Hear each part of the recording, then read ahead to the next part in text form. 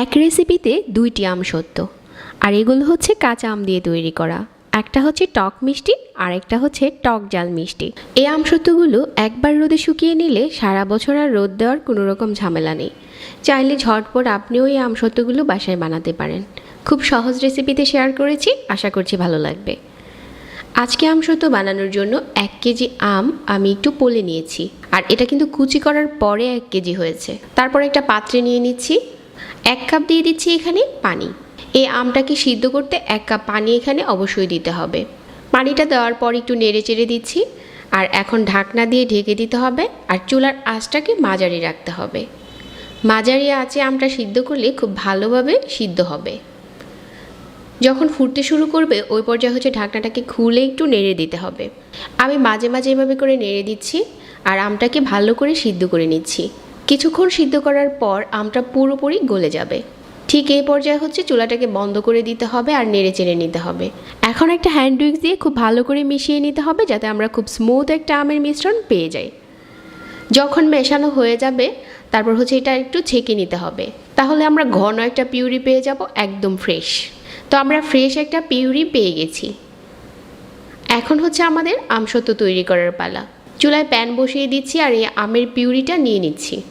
তারপর এখানে 1 কাপ দিয়ে দিচ্ছি চিনি। চিনিটা দেওয়ার পর নেড়ে চেড়ে মিশিয়ে নিচ্ছি, আর 1 চামচ দিয়ে দিচ্ছি বিট লবণ। তো এখন হচ্ছে অনবরত জাল করে যাওয়ার পালা। চুলার আঁচ মিডিয়াম রেখে জাল করে যেতে হবে। যখন কালারটা চেঞ্জ হয়ে যাবে আর আমের এই পিউরিটা অনেক ঘন হয়ে যাবে, ঠিক এই পর্যায়ে হচ্ছে আমরা যেই টক মিষ্টি আমসত্ত্বটা তৈরি করব এটা তৈরি করে নেব। একটা প্লেটে তেল ব্রাশ করে নিয়েছি। এখন এখান থেকে অর্ধেকটা আমের পিউরি দিয়ে দিচ্ছি, আর পুরোটা প্লেটে ছড়িয়ে নিচ্ছি।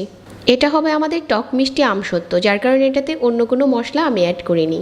যে বাকি অর্ধেকটা পিউরি রয়ে গেছে এখানে আমি দিয়ে দিচ্ছি 1/2 চা চামচ 5 ফোড়ন গুঁড়ো করে নেওয়া, আর 1/2 চা চামচ জিরার গুঁড়া। শুকনা মরিচ হাত দিয়ে ভেঙে গুঁড়ো করে নেওয়া, এটা দিয়ে দিচ্ছি 1 চা চামচ। এটা দেওয়ার পর খুব ভালো করে নেড়ে চেড়ে মিশিয়ে নিচ্ছি, আর এটা হবে টক ঝাল মিষ্টি। মিশিয়ে নেওয়ার পর একটা প্লেটে তেল ব্রাশ করে নিচ্ছি, আর আমের এই মিশ্রণটা ঢেলে নিচ্ছি। দুটো প্লেটে ঢেলে নেওয়ার পর রোদ্রে দিয়ে শুকিয়ে নিয়েছি 2 দিনের মতো। 2 দিনে আমাদের আমসত্ত্ব তৈরি হয়ে যাবে। আপনি চাইলে চুলার নিচে দিয়ে শুকাতে পারেন, তবে আমি কড়া রোদে শুকিয়ে নিয়েছি। এখন এই আমসত্ত্বগুলো 1 বছর আপনি এভাবেই রেখে দিতে পারেন, আর কোনো রকম রোদে দেওয়ার ঝামেলা নেই। এখন পছন্দ মতো সাইজ করে কেটে নিতে পারেন। আজকে সহজ রেসিপিতে 2টি আমসত্ত্ব শেয়ার করলাম। আপনার যেটা ভালো লাগে ওইটাই তৈরি করতে পারেন। আশা করছি আজকের এই সহজভাবে আমসত্ত্ব বানানোর রেসিপিও সবার কাছে ভালো লেগেছে। রেসিপিগুলো ভালো লাগলে লাইক, কমেন্ট আর শেয়ার করতে ভুলবেন না, আর সেই সাথে চ্যানেলটা সাবস্ক্রাইব করে রাখতে পারেন। সবাই অনেক ভালো থাকবেন। আজকে এখানেই বিদায় নিচ্ছি। আল্লাহ হাফিজ।